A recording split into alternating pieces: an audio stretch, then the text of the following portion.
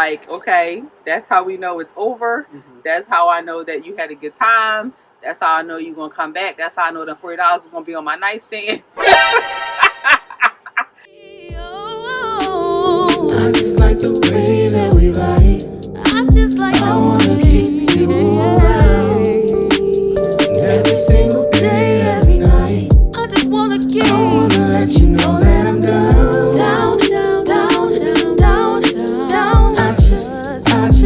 I just wanna keep you around. And every single day, every night, I wanna keep you. Who start? Hello, everyone. Welcome back to Heritopia Humor, where we share our lives as an interabled couple. And today we are talking about Sex. the sex. For our family who typically watches, we are not talking about anything in relation to Leon and Tierra directly.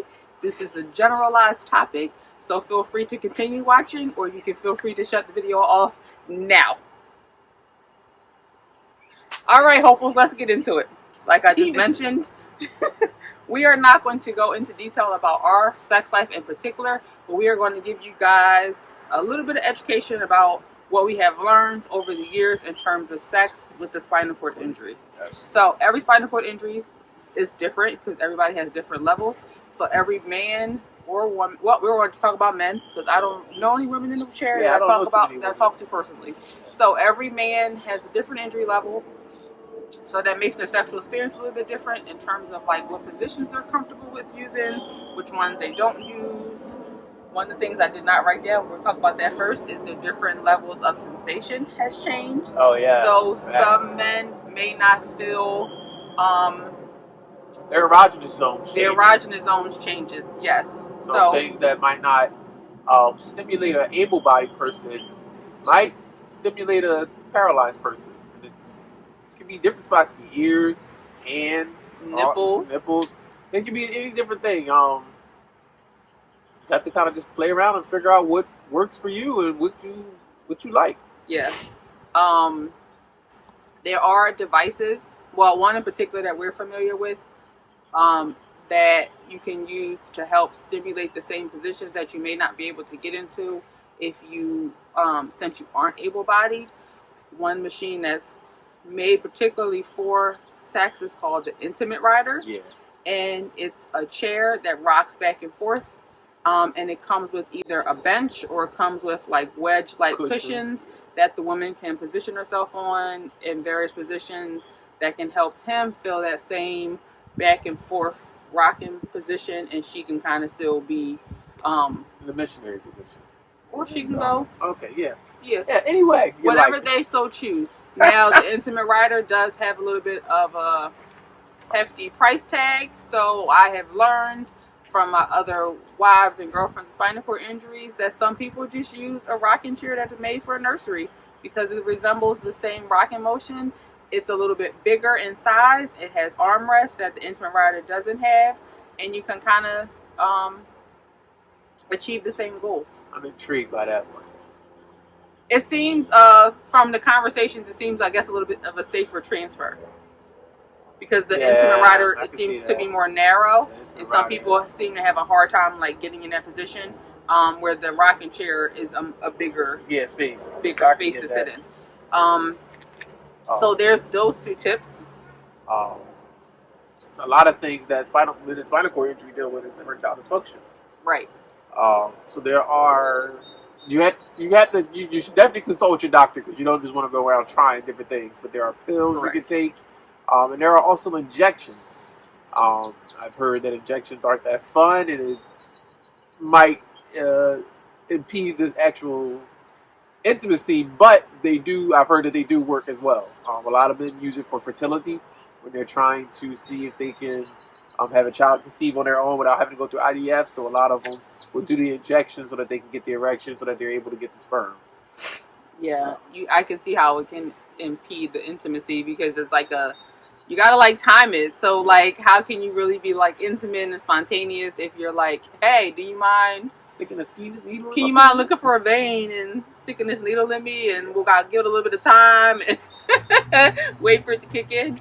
And I think, personally, I think if you have a partner, if your female partner is a little bit more reserved and a little bit more shy and like introverted, that can also be a difficulty, because I think for the man, you kind of need the visual, and so you kind of need them to kind of be okay with like being fun. I don't want to say fun, because I don't want people to feel like they're not fun if they don't want to do it, but like, I mean, you gotta be like a lady in the street and a freak in the sheets. Like, you kind of gotta like be able to put yourself out there and feel. But if you don't feel sexy, that can be hard too. Even if you want to, if you don't necessarily feel sexy in those moments, especially if you like just had a baby or you're not happy where your weight is, any of those things can come into play. But the man kind of needs the visuals in order for those pills and injections to kind of work a little bit faster and fuller. And yeah, for spinal cord injury, definitely for men with spinal cord injuries, sex is about 80% mental, 80 to 90% mental visual. It's not so much the physical. So you kind of need your mind in the right spot. And sometimes the woman have to help get the mind in the right spot. Yeah, you kind of got to get okay with like some of the things that, I'm just gonna say it. So like, I think if you're a woman that enjoys watching your man be pleasured, and so say that could be oral sex.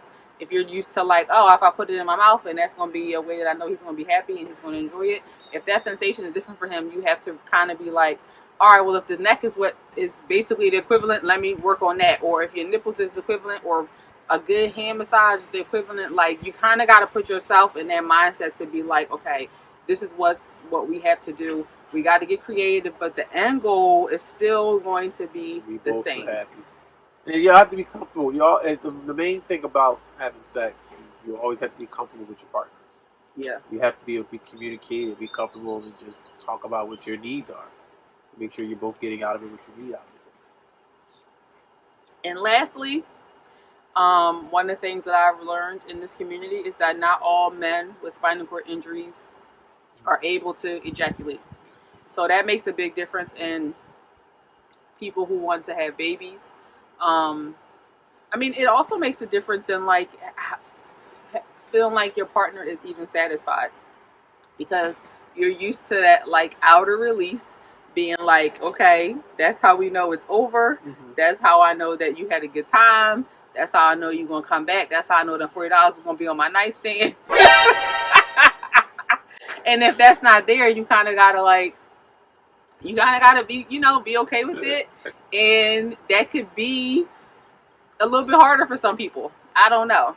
But there are some things that you can use, again, in addition to your erectile dysfunction medications, that can kind of help you achieve it or explore achieving it. And so, again, there are some vibrators that are designed medically for men to help them to be able to ejaculate. Again, these are the things, again, you got to be comfortable with your whoever you're messing with, because some of them are different. And it can be very trial and error, which can be very frustrating. It's costly too. Costly and frustrating. So you do have some that are like hundreds of dollars. Some people go back and forth whether or not they're going to get covered by insurance, and if they aren't. And then you have creative women in the community who have figured out some of the ones you can buy off of Amazon that kind of can achieve the same purpose. And again, that's dependent on your partner. Some people have brought the expensive ones and they're like, this is what works for us.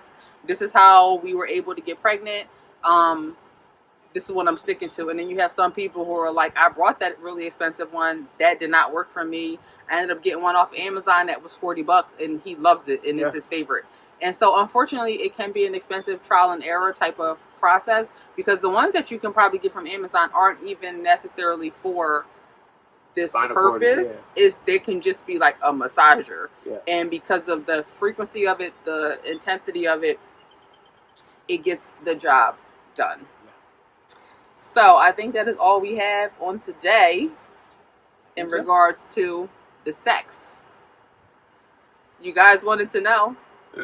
I told you guys if you answer, we would make an episode about the sex, and here it is. I hope that it answered a lot of questions for you guys.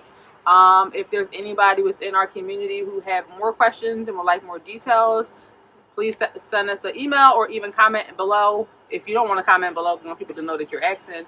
Find us on Instagram or send us an email, and we can kind of connect you with some better resources, because we're not fully educators. We're just people who have some experience, and we just kind of want to share what we know.